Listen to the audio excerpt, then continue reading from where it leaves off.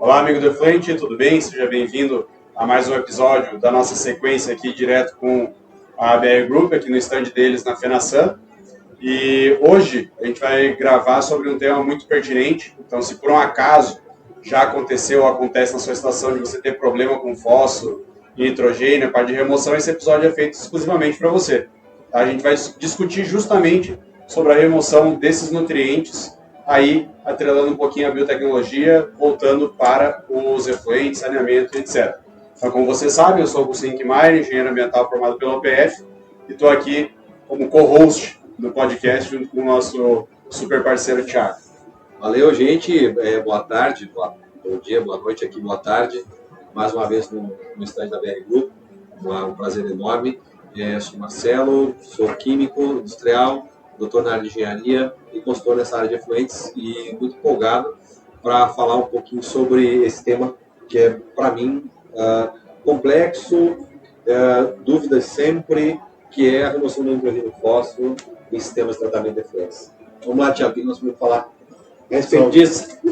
É um tema muito importante falar, já estou me sentindo em casa. É de casa. Mas obrigado aí novamente pelo convite, e eu acho que vai ser um bate-papo bem interessante. É um problema que existe em muitas indústrias, né? E o que a gente percebe, nós estávamos conversando aqui nos bastidores, que muitas pessoas não sabem a dinâmica, né? O processo, como que ele ocorre de fato, tanto para a remoção de nitrogênio quanto para a remoção de fósforo. Um é mais físico-químico, outro é mais biológico, então eu acho que esse é um bate-papo bem legal. Beleza. Eu acho que podemos começar com nitrogênio, talvez? Podemos pôr nitrogênio. A primeira coisa que eu acho interessante quando se fala de nitrogênio existem vários tipos, né, de compostos nitrogenados, são os famosos NOx, né, existe nitrito, nitrato, nitrogênio orgânico, que é o N2, existe o nitrogênio amoniacal. E o primeiro passo que eu queria até alertar quem está nos assistindo, que é responder uma pergunta que eu escuto muito, se você está encontrando hoje o nitrogênio amoniacal com a concentração maior na saída do que na entrada, fique tranquilo. Porque esse é o primeiro ponto. Existem indústrias que trabalham, por exemplo, na linha de frigoríficos, de abate, abatedouros, enfim, e o nitrogênio que está presente na proteína, quando ele passa pelo processo de tratamento, principalmente no anaeróbio ali, ele tem uma geração de nitrogênio amoniacal. Ele se desprende e gera o nitrogênio amoniacal. Esse é o primeiro ponto, porque muitas vezes eu recebo essa pergunta de alguns clientes. Olha, Thiago, o sistema estava com 10 de nitrogênio amoniacal na entrada, mas saiu com 200. O que aconteceu? É simples. O nitrogênio que estava ali no processo biológico, ligado a uma matéria orgânica, a matéria orgânica foi consumida e liberou esse nitrogênio por meio. O que acontece é que para fazer essa remoção de nitrogênio amoniacal, nós temos que entender como que é o processo. Para você conseguir fazer uma remoção de nitrogênio amoniacal no sistema, você tem que ter várias etapas sendo seguidas. A gente até mencionou um pouco no outro episódio sobre isso, mas hoje eu acho que vale a pena a gente gastar tempo falando bem tecnicamente. Vamos lá. O processo de remoção de nitrogênio amoniacal acontece pelas ações de algumas bactérias, que são as nitrobactérias, as nitrosomonas, que convertem o nitrogênio amoniacal em nitrito, nitrato, e depois volta ele para o nitrogênio N2 mesmo. Para que isso aconteça, nós temos que ter uma disponibilidade de nitrogênio maior do que a disponibilidade de carga orgânica. Entendam que as bactérias e ali os micro-organismos que estão presentes no meio, eles favorecem o consumo de matéria orgânica. É uma brincadeira, assim, um exemplo meio tosco assim, de dar, mas eu acho que para o nosso ouvinte aí que é técnico, ele vai entender. Como se fosse um cara que é apaixonado por churrasco, e ele vai na churrascaria e tem lá salada, tem palmito, mas tem um cupim. Vocês são gaúchos, churrasco vocês entendem. Opa! É isso, como se o cupim, o churrasco, fosse uma analogia à DBO, que é a matéria orgânica, e a salada é o nitrogênio. Se acabar o cupim, a gente come a salada. Só se acabar. Só se acabar. O que nós fazemos, então, nessa analogia, é ter um bom sistema, se for um biológico, né? ter um bom sistema ali de tratamento anaeróbio, seja por lagoa, seja por UASB, enfim, que consiga reduzir ao máximo essa carga orgânica, para quando entrar no sistema de lodos ativados, eu tenho uma disponibilidade ali estatisticamente favorável para que as bactérias consumam o nitrogênio e não a matéria orgânica. Esse é o primeiro ponto, importantíssimo. Porque muitas vezes o pessoal entra já com um efluente no lodos ativados e lá está com a DBO e DQO de 5.000, 10.000. Não vai acontecer. Então, essa relação carbono-nitrogênio, ela tem que ser reduzida. Primeiro passo. Segundo passo, quando você tem esse efluente que já está com uma concentração de carbono baixa, de DBO baixa, quando ele vai para o sistema de lodos ativados, tem que se respeitar algumas etapas. Primeiro, eu tenho que ter um sistema onde eu consiga favorecer a conversão de nitrogênio a nitrito-nitrato. Isso vai acontecer por meio de oxidação. Eu tenho que ter, então, além da relação carbono-nitrogênio baixa, eu tenho que ter uma disponibilidade de OD muito alta. E daí é outro problema operacional que nós vemos assim, em muitas estações. Existem estações que estão querendo nitrificar com um OD de 0,1, 0,5. Não vai nitrificar. Depois desse processo, nós passamos por uma região que é a região anóxica, que também é uma confusão de muita gente. Eles confundem a região anóxica com uma região anaeróbia. Não tem nada a ver. Na região anóxica, eu tenho oxigênio que está presente nas moléculas de nitrito e de nitrato, que são consumidas pelas bactérias para fazer uma respiração mesmo, só que ao invés de pegar de OD disponível e residual, as bactérias consomem o oxigênio disponível no nitrito e no nitrato. Quando acontece isso, nessa região anóxica, eu consigo converter, eu consigo reduzir aquele composto nitrogenado que estava ali oxidado, né, a NOx, enfim, para nitrogênio orgânico. E aí eu faço todo o ciclo liberando esse nitrogênio para o meio e faço o ciclo do nitrogênio completo. Então, nessas etapas, só reforçando assim bem rápido, eu acho que é isso que o operador tem que ficar ligado. Tem que entrar no sistema de lodos ativados com baixa relação carbono-nitrogênio, tem que ter alta disponibilidade de oxigênio dissolvido, tá? Logo de cara, tem que ter uma região anóxica para conseguir fazer todo o processo. Uma boa explicação, Thiago. Você conseguiu resumir bem tranquilamente como que isso acontece e que de fato há muita confusão nessa brincadeira aí, né? E uma coisa que a gente evoluiu, e eu acho que essa é uma mudança que a gente tem, é que até então as legislações, na sua grande maioria, falam, na verdade, não de remoção de nitrogênio, mas de transformação. Que é essa que você falou, nitrogênio orgânico amoniacal para nitrogênio e nitrato, né? Só que hoje eu começo a entender que a legislação tem uma tendência de mudança a gente poder falar em nitrogênio total. E aí inclui nitrito e nitrato, e aí todas as etapas que você falou, nitrificação e desnitrificação, são extremamente importantes, né? E eu vejo que, olhando para isso, seja mesmo uma etapa mais simples, que seria teoricamente simples, né? Mas a de nitrificação, eu posso, ou eu tenho dentro da biotecnologia, algo que eu consiga fazer em que eu, mesmo no ambiente às vezes não tão favorável, eu acredito que, isso realmente eu não sei, eu acredito que mesmo talvez com um AB não tão favorável, eu consiga, através de uma biotecnologia, de acrescentar micro-organismo, fazer esse up. Ou não, eu tenho que realmente preservar isso, né? E aí quem projeta às vezes esquece, né? Do consumo do nitrogênio, do oxigênio para a nitrificação, eu nunca vou ter um oxigênio disponível para uma nitrificação. A gente consegue fazer algum tipo de conserto dentro dessa questão aí operacional, que eu não estou dando conta dentro dos requisitos básicos da nitrificação e desnitrificação? Essa pergunta é legal porque nós também recebemos muito ela assim dos nossos clientes. É possível? É possível nós gerarmos um produto à base, inclusive, de nitrobacters e nitrosumonas. O que acontece é que quando você tem produtos que são constituídos por esse tipo de micro-organismo, a mobilidade dessas bactérias no meio é muito baixa. Ao contrário do que de bacilos, por exemplo, essas nitrosomonas e as nitrobacters, elas têm uma mobilidade muito baixa. Qual é a estratégia então que nós usamos? E eu posso até dar aqui números assim exatos, né, de situações reais. Nós temos um cliente, que fica inclusive em Santa Catarina, que esse cliente estava com um desafio de nitrogênio amoniacal, que eles têm que atender lá, se não me engano, é 20, quase certeza que é 20, porque muda um pouco das... É 20, não é 20. Eles têm que atender 20 e estava com 100, estava nessa proporção. No sistema de lodos ativados dele, estava excelente. Cara, gerando foco, o processo de lodos ativados não estava bom. Só que o processo a etapa anaeróbia não estava legal.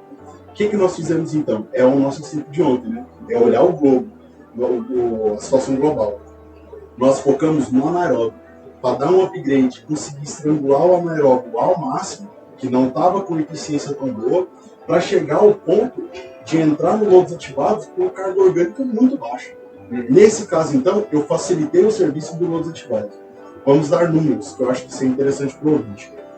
Estou falando de um sistema que está entrando com uma DQO uma DBO, será de 5.000, estava saindo do sistema de sistema anaeróbio com 300.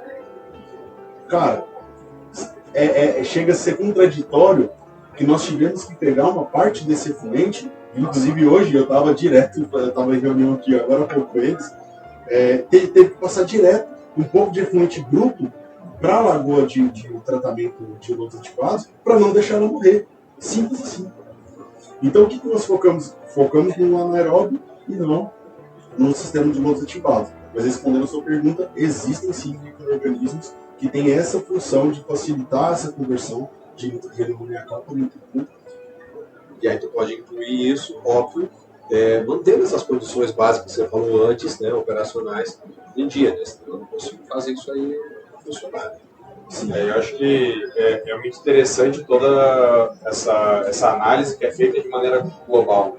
Hoje, como eu vejo assim, que tem uma demanda muito alta, não de sistemas novos, mas de sistemas antigos funcionarem com eficiência tão boa quanto sistemas novos, eu acho que começa a surgir mais ainda a necessidade de alguns blends, digamos assim, de sistemas ou até de uma análise mais aprofundada que chegue no ponto, na conclusão que vocês chegaram aqui. Cara, talvez aqui a gente vai ter que passar um pouco de efluente bruto para ajustar essa relação, né? Então acho que isso é um ponto-chave. Então se a gente for pegar aí uma pessoa, um cliente, enfim, uma empresa, que está com problema nessa remoção de nitrogênio, qual que seria o primeiro passo para eles? Para começar a solução, né? Assim, já amanhã tem uma dica boa para poder já aplicar. O primeiro diagnóstico que eu acho que eu faria é uma avaliação ponto a ponto, para saber qual a eficiência de redução de nitrogênio amoniacal, de DBO, de fósforo também, que nós vamos falar daqui a pouco, em cada uma das etapas. Porque a partir dessa relação nós já teríamos uma expectativa do que fazer. Talvez o seu sistema anaeróbio está estrangulado. E essa é a versatilidade da microbiologia que me encanta. A gente tenta que sim, não é vender produto, cara. Porque o produto, se eu te vendo ele, se você aplica no sistema anaeróbio, ele vai ter uma eficiência, no sistema de lodos ativados ele tem outra eficiência, o mesmo produto. O que nós podemos fazer então? Meio que uma rotação desse produto no sistema. Eu posso dar pequenos upgrades ao longo do sistema inteiro para poder facilitar esse processo. Então a primeira coisa é fazer um diagnóstico, é saber qual é as concentrações de DBO, DQO, fósforo, nitrogênio, enfim, em cada uma das etapas. Beleza. Agora eu vou fazer um papel que eu fazia muito na faculdade, que é aquela pessoa que levanta a mão e fala, professor, eu vou fazer uma pergunta idiota. Se for idiota, beleza, se não for, acho que ajuda alguém. O professor Marcelo. Como que fica, por exemplo, quando a gente fala aí do sistema de lodos ativados, por exemplo, como que fica a influência do IVL nessa relação? E vai ter uma relação direta, não vai? Tem algum... A gente conversou no outro episódio, né, sobre alguns valores chaves ali, alguns parâmetros interessantes, mas tem alguma relação assim que você olhando para o IVL já consegue associar alguma coisa? Nossa, a pergunta não é idiota, né? A pergunta é boa. Nós fizemos esse mesmo, uma estratégia que nós tivemos nesse cliente foi justamente essa, aumentar o IVL ao ponto de ter uma concentração de bactérias tão grande no sistema que essa conversão fosse facilitada.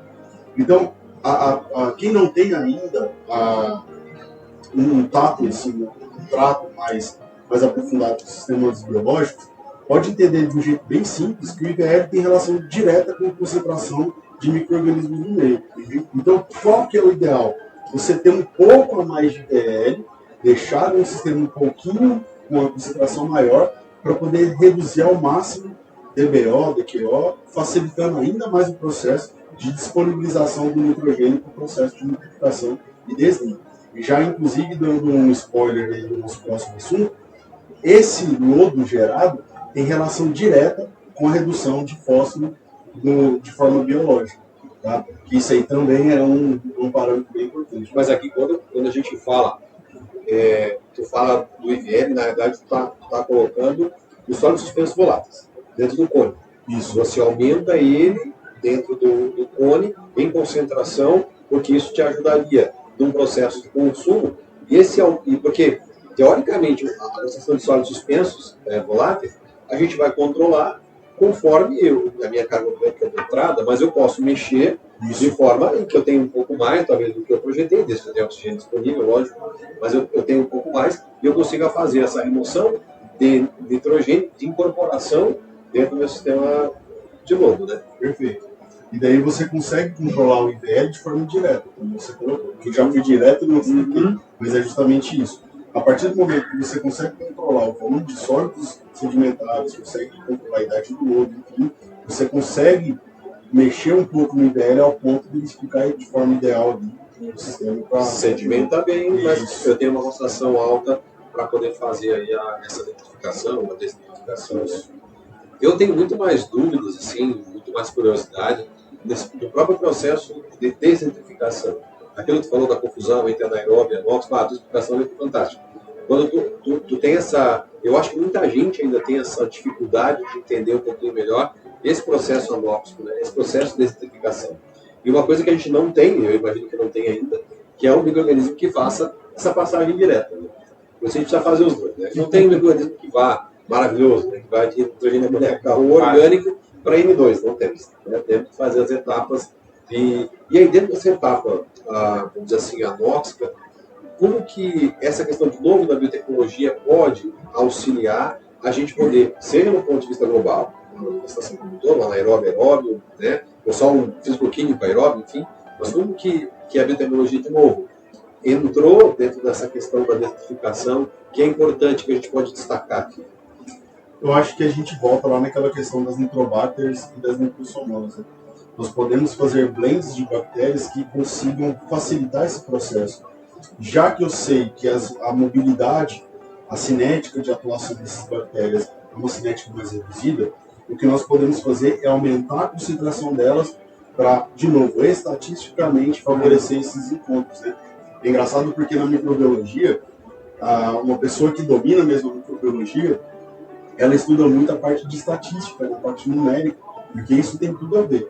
Mas assim, seria isso, é você tentar favorecer ali, concentrando mais essas bactérias para poder fazer esse encontro. Uma coisa que é interessante, que a gente não comentou, é porque o nosso ouvinte pode falar assim, cara, mas eu tenho um sistema de lodos ativados que não tem região anóxica e estou conseguindo remover a nitrogênio amoniacal, até o amoniacal. Mas então não faz sentido, porque eu estou conseguindo ter uma eficiência boa sem ter a região anóxica. Me explica, é simples. Com certeza, o seu efluente tem uma concentração alta de nitrato. O detalhe é que em muitas regiões do país, aí a parte legal, sim, até vocês podem me ajudar, como que é lá no sul, mas em muitos locais não detectam, eles não pedem nitrato ainda. Eu acho que vai ser uma tendência fazer isso no país inteiro. Então acaba que você só transformou o nitrogênio amoniacal em nitrato e acha que o processo foi completo, mas não foi. Só o metal. É só o metal. Foi embora, reduziu um problema, mas gerou outros aí que... Eu acho que remoção de nitrogênio, fósforo, a gente pode falar já na sequência, eu acho que é bastante desafiador. Eu acho a de nitrogênio um pouco mais desafiador. Muito mais. Muito mais. São muitos parâmetros. Muitos. Beleza? Vamos adiante? Bom, acho que fechamos esse episódio aqui. E aí, agora, para quem está ouvindo, já fica ligado aí que na sequência a gente vai falar sobre o fósforo. Show de bola. Beleza? Até o próximo episódio, pessoal. Até daqui a pouco. Valeu.